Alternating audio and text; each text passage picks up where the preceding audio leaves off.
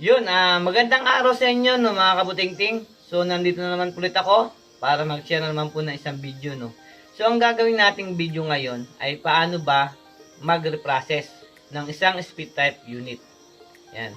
So, request po ni Sir Alan Palad. Yan. So, shoutout po kay Sir Alan Palad. Yan. So, Sir Lodi, sana may tutorial kayong tamang pag-reprocess ng aircon unit at split type unit.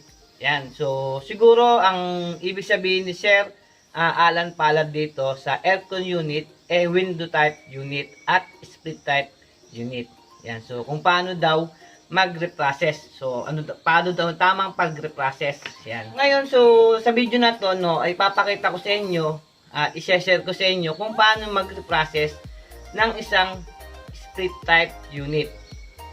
Yan. So, dito sa aking likuran ay meron akong isang outdoor unit ng isang split type. 1.5 po siya at ang brand niya po ay Fuji Air.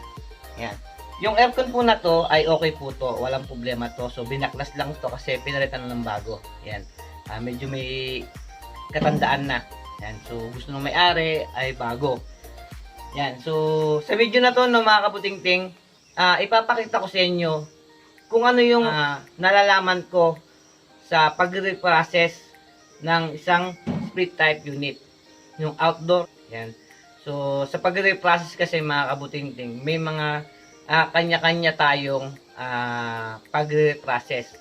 No? May mga iba-ibang style sa pag-reprocess. Tulad na lang ng mga refrigerator, so maraming paraan o maraming style ang pag-reprocess, no. May iba tayo na ganito ang ginagawang pag-reprocess, yung iba naman ganon, iba-ibang style ang pag-reprocess, mga kabutingting. So kaya sa video na to, no, mga kabutingting, so ipapakita ko lang sa inyo kung paano ang pag-reprocess ko ng isang outdoor unit ng split type na aircon. Yan. So, pakita ko sa inyo dito kung ano yung mga dapat gawin, kung paano yung pag-reprocess ko. Yan. At bago na ito umpisahan to, siyempre shoutout ulit natin si Sir Alan Palad. So, maraming salamat, Sir, sa magandang mong request at napagawa ko ng ganitong video. So, maraming salamat, Sir Alan Palad. So, kung bago ko pa lang sa akin YouTube channel, so huwag niyo pong kalimutan mag-subscribe, siyempre like, siyempre share nyo na rin po. At syempre, huwag nyo kakalimutan, i-click nyo yung notification bell dyan.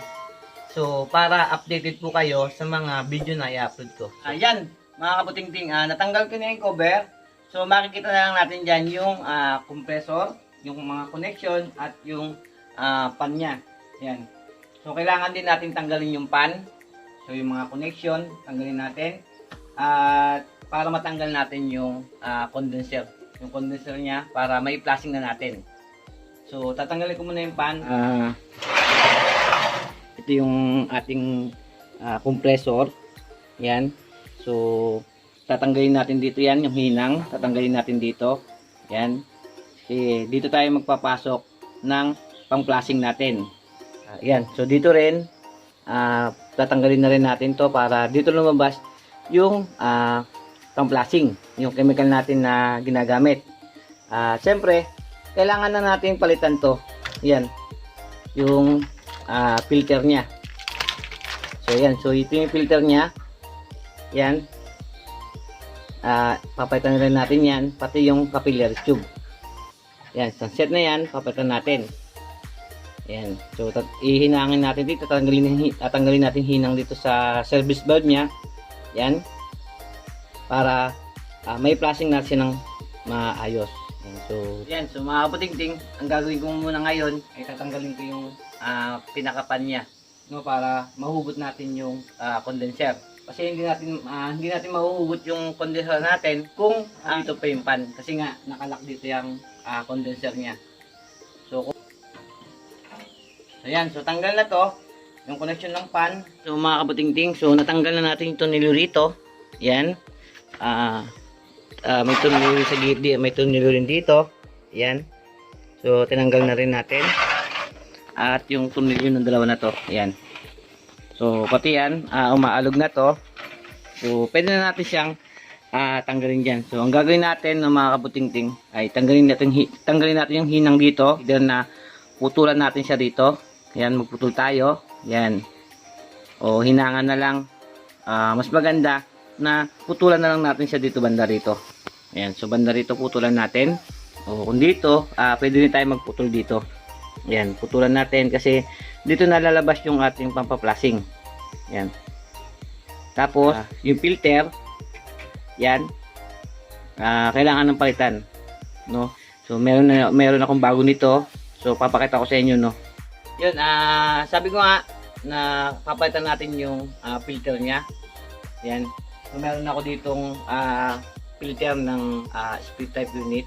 Pang split type unit to, no? Pang split. Yan. So, sa window, iba yung sa window. Window type. Yan.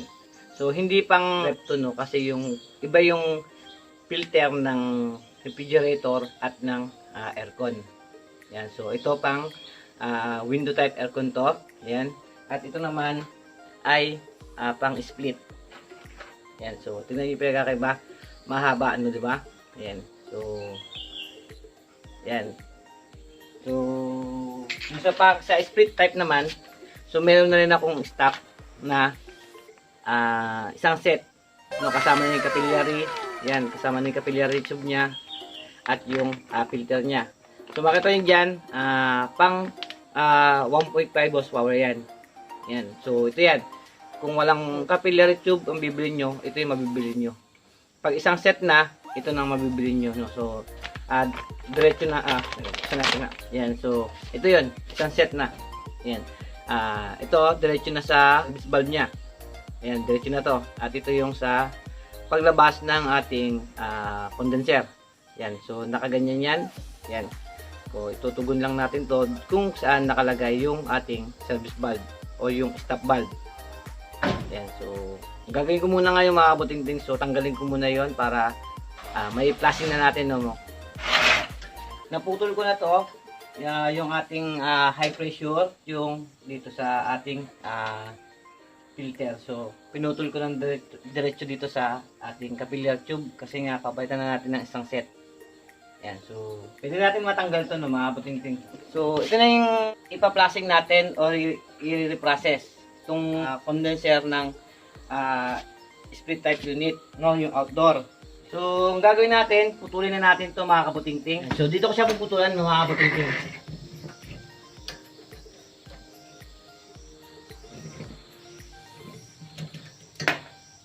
So, ito na yung ating filter at yung capillary tube niya. So, papakita ko sa inyo yung bago. So, ito yung bago. Ayan. Diba? Makita nyo. Same lang din siya. Medyo mataba lang to. At ito ay mahaba. Mahabang manipis. Yung bago. Yung luma. Mataba na maliit. Yan. Diba? Yan, so para sasalpak lang natin dito yan, no, mga kabutingting. Ito na magiging setup natin dyan at ihahabol lang natin ito sa ating service valve o yung stop valve. Yan, yun, andun yun. Yan, ang gagawin na natin ngayon mga kabutingting, ipa-flashing na natin to o i-refresh na natin. So, inangan na lang natin siya dito ng isang charging line. Dito tayo magpapasok ng pang-flashing natin. Yan, so kasi dito yung bugan ng ating compressor, yung high side andyan. So yung high pressure niya buga rito at ikot doon. Yan, at baba rito. At papunta na doon sa ating service valve. So ang gagawin ko, no, hinangan ko na muna ito mga kabutingting. So yan, mga kabutingting, no, so nahinangan ko na siya ng charging line. Ang gagawin na lang natin ngayon, pwede na siyang i-flashing. No, i-flashing na natin siya para malinis na natin yung condenser. So, kuha lang ako ng mga gamit na pang-flashing din natin, no. So, yan, mga kabutingting, no. Andito na yung mga gamit natin na pang flashing at pang reprocess. Yan.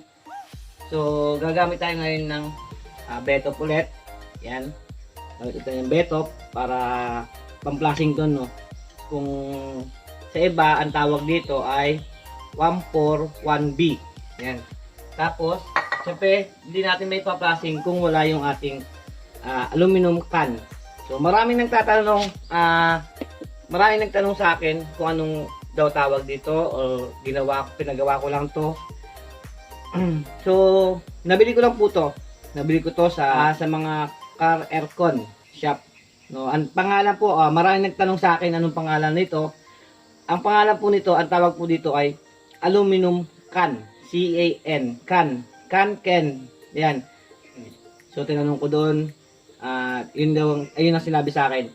Yan. So, napakagandang pang-plasing. So, walang tapon. Hindi natatapon yung ating liquid na pang-plasing. Yan. At syempre, gagamit din tayo ng Betop. Yan. Betop na moisture cleaner. Sa paggamit nito, no, pagkayari kong i-plasing nitong Betop na pang-plasing na to, pagkayari kong gamitin. So, ito naman ang gagamitin kong pang-plasing. So, anti-moisture cleaner nga daw, no, at ipa-plasing ko rin to. Pang-plasing ko rin to para matangay yung tubig na nag-moist sa loob ng ating piping. So, kasi nga, yung ating pang-plasing na ginagamit, sobrang lamig ng mga to. So, nagkakaroon siya ng moisture sa loob ng pipe. So, kung di nyo napapansin, kung nagpa-plasing kayo, nagmo-moist yung inyong mga piping.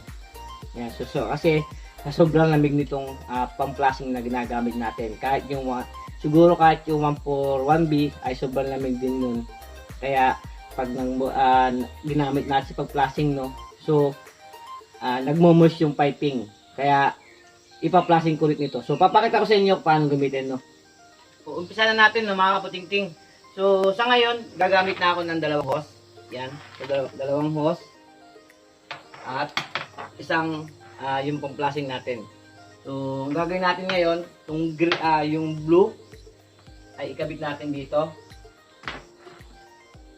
Tapos ikabit natin dito sa ating pang-plasing na aluminum. Ayan, so tanggalin natin itong takip. Yan. Tapos itong dilaw ay ilagay natin dito sa ating compressor. So ayan na. So compressor yung dilaw, nilagay sa compressor yung dilaw at yung blue ay dito sa ating condenser. Then, so ito nakaangat. So pwede nating ibaba muna to. Ipihitin natin ng konti. Yan. So para bumaba yung ating liquid. Yan. So pwede tayong plasing ng ating ng condenser. Ang gagawin natin ngayon, mga kaputingting, maglagay tayo ng pang-plasing dito. So maglagay tayo. Papunuin lang natin to. Ayan. So puno na siya. Ayan. So ang gagawin natin, no, mga kaputingting, so angat muna natin para pumasok dito, no. Ayan. So inangat muna. So nakita nyo, nawala na yung laman. So dagdagan ulit natin ng kalahati.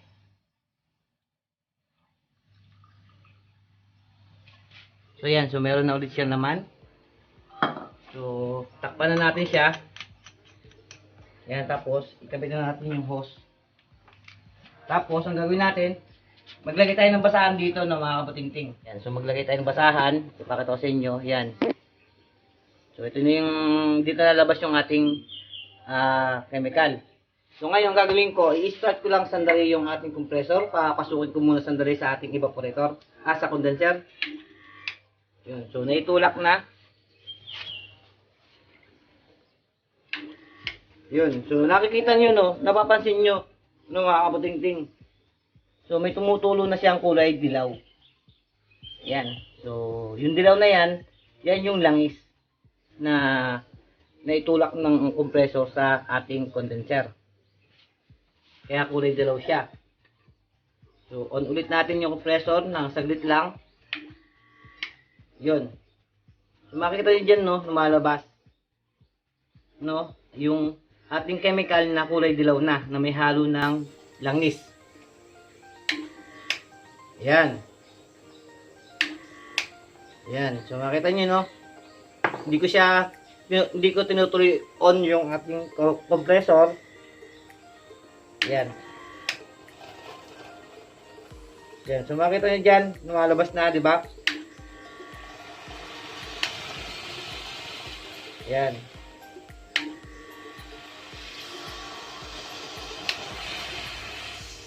So hindi ko muna tatakpan yung ating piping, no, mamaya na lang.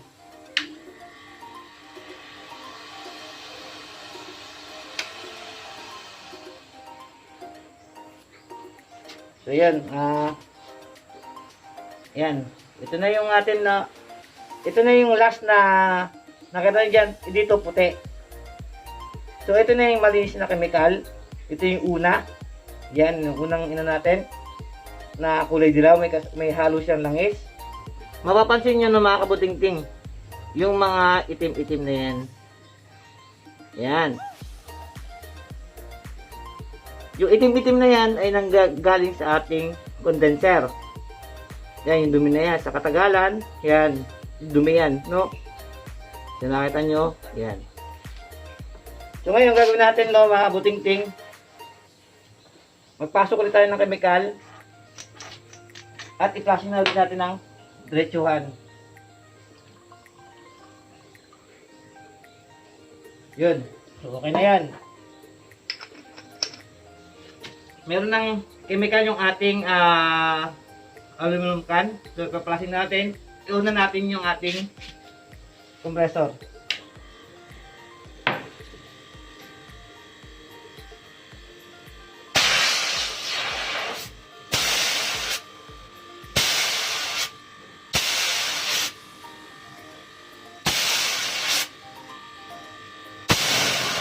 Yan.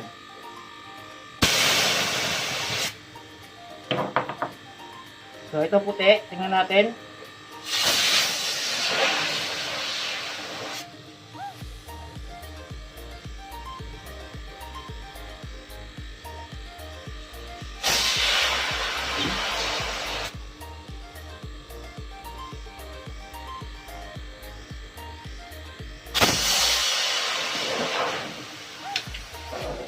So, mapapansin nyo, mga kabutingting,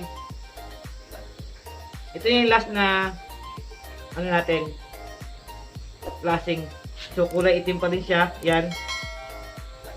So, marumi na siya, no? So, ang gagawin natin ay ipa-flashing pa ulit natin, no? Lagyan pa ulit natin siya ng chemical. Yan, lagyan ulit natin.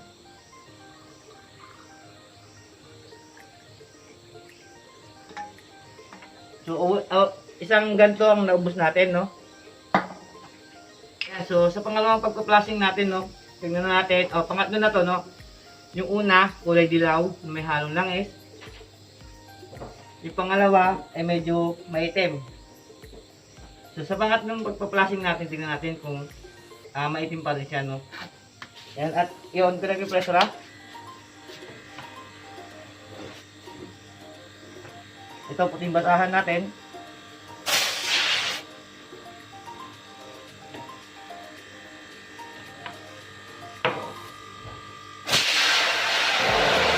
Good.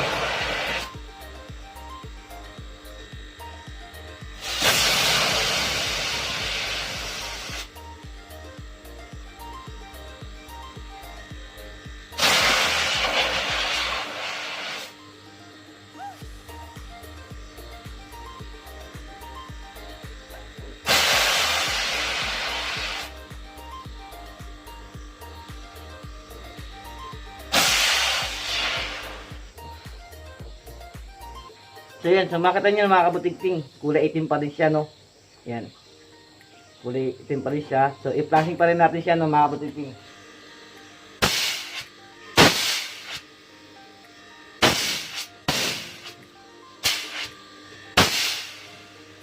Yun, so sa pang-apat, no, ubusin na talaga natin yung ating pang-flashing. So wala na, konti na lang din to. Ubusin na natin. Yan. Pagka nito ay gagamitin natin itong anti-moisture natin. Yan.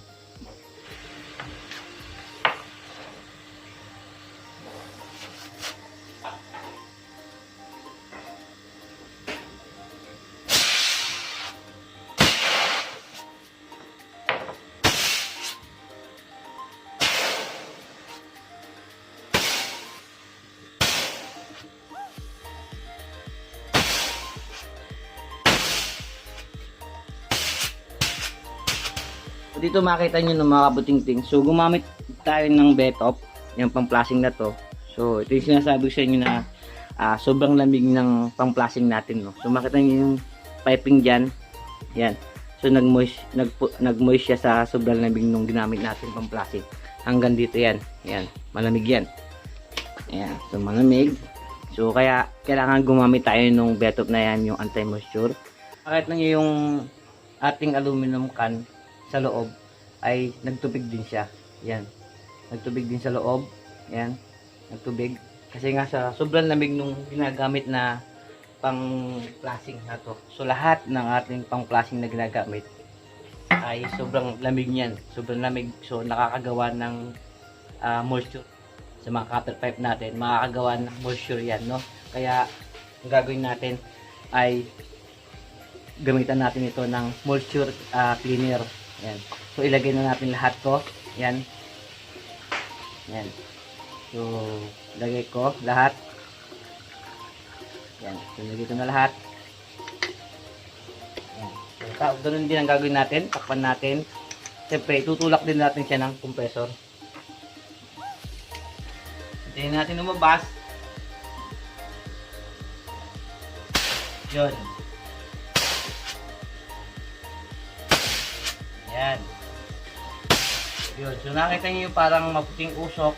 So, yun yung pinasok natin na anti-moisture. Yun.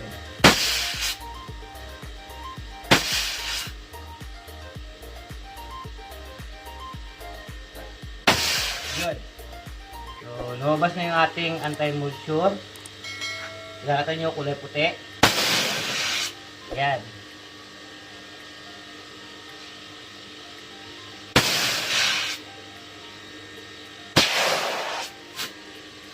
So, nakita nyo yung basahan natin ay napakalinis na.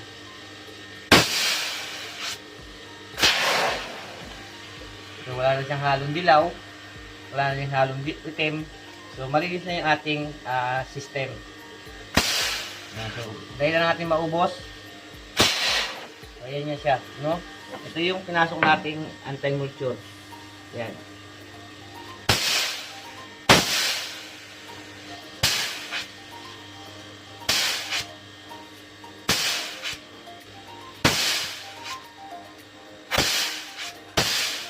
So, unti na lang, no?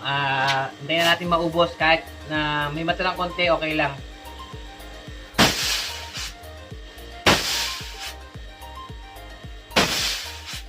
Yan, so nakita nyo, parang hangin na lang na maputi ang lumalabas. Yan. Yun, so wala na. Yan, so wala na mga kabuting-ting. So okay na to. So, malinis na yung system natin, yung condenser natin, malinis na yan. So, okay na yung pagka-reprocess natin dito. So, makikita natin dyan, no, yung piping na nagmo-moist kanina. So, nawala yung pagka-moist niya. Yun. Mga kabuting, okay na yung pagpa-flashing natin at pag-reprocess dito sa condenser ng isang split type unit. So, pakita ko sa inyo na nawala yung pinaka-moist ng piping niya, no. So, makita nyo, no, kanina, basang-basa yan. So, ngayon, ginamitan natin ng anti-moisture na Betop na to.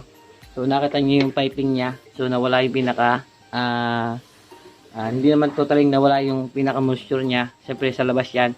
Pero, nawala yung pinaka-moisture niya. Yan. Yan. So, nawala, di ba? Kanina, sobrang daming tubig niyan.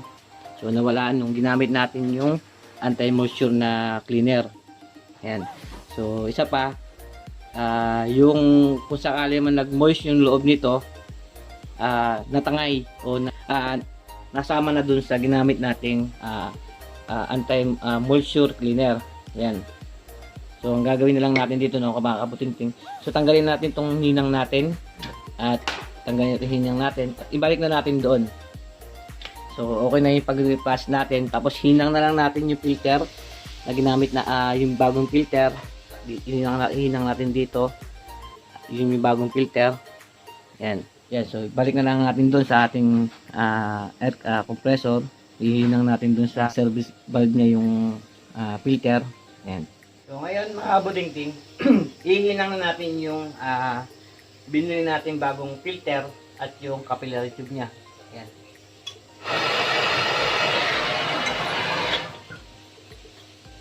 So ayan, so nahinang natin yung filter at yung capillary tube niya. So tanggalin na lang natin yung kinabit natin na to, no? Tapos pwede natin ibalik dun sa pinaka-base niya at hihinang na natin dun sa compressor niya. Ayan, so mga kabudingting, so tanggalin natin tong pinaka-hinang na to para may kabit na capillary tube na nabili natin bago. Ayan.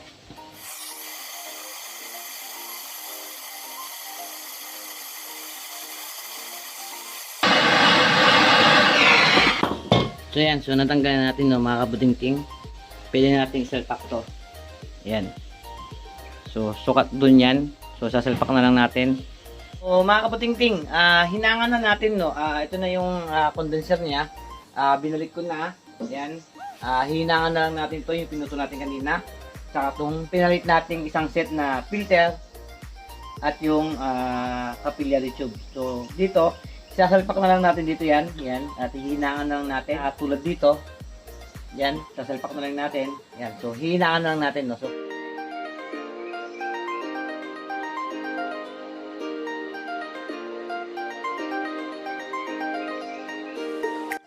So ito na may hinangan natin ngayon, no, mga kabudingting, yung pinuto natin kanina. Diyan tayo nagpasok ng pamplasing kanina, no. Ayan.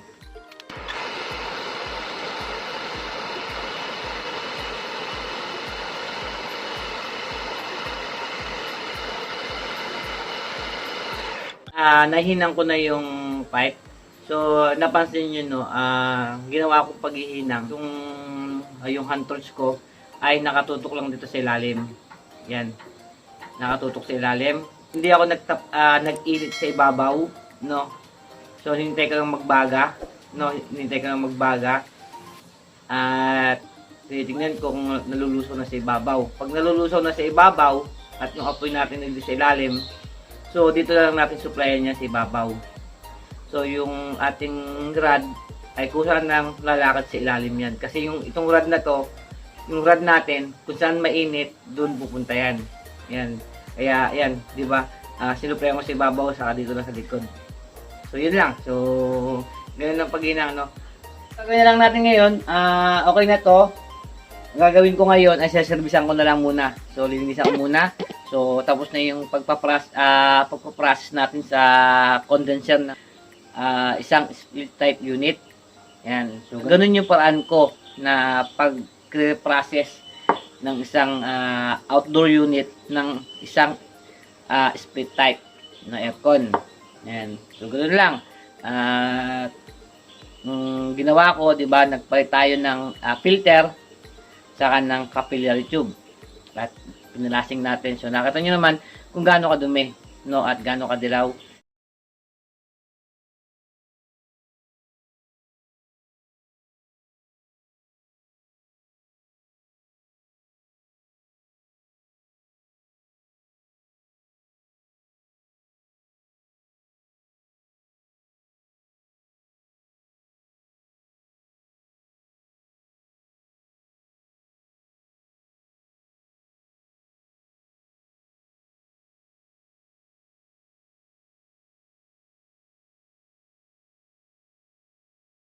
Mga batingting, so naservisan na natin siya.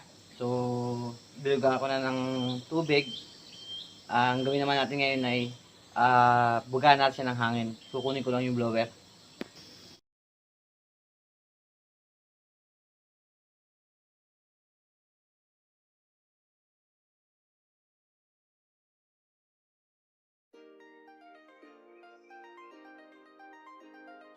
Yan, mga kaputingting, so na-blower na natin. Tingnan natin yung kinalabasan. Yan, so mga kaputingting.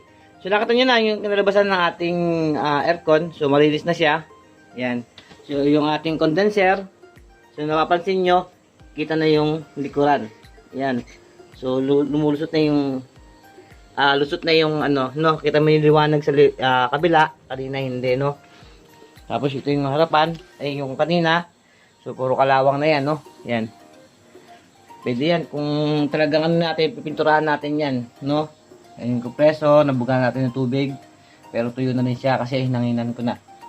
Ang gagawin ko na lang dito mga kabutingting ay bubuin ko at testingin natin, no. So, buuin ko muna, no, mga kabutingting. So, nibalik ko na yung mga cover, no, mga kabutingting, at nilagyan ko na rin siya ng supply. Tetestingin na lang natin siya.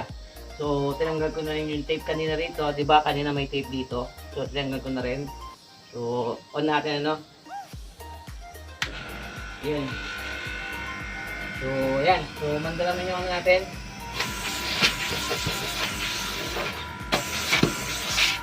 Yeah.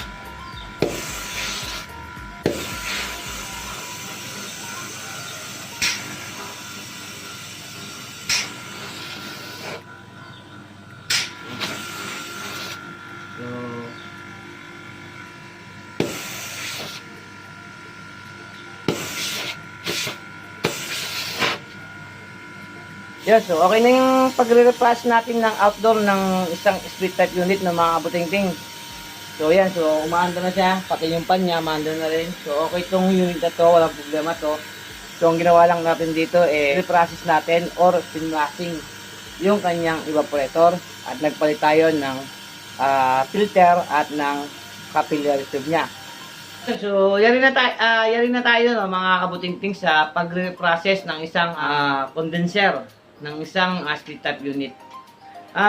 Kung tatanungin nyo, bakit di ko nire-process yung indoor? So, ang pagre-process ng indoor ay katulad lang din nun.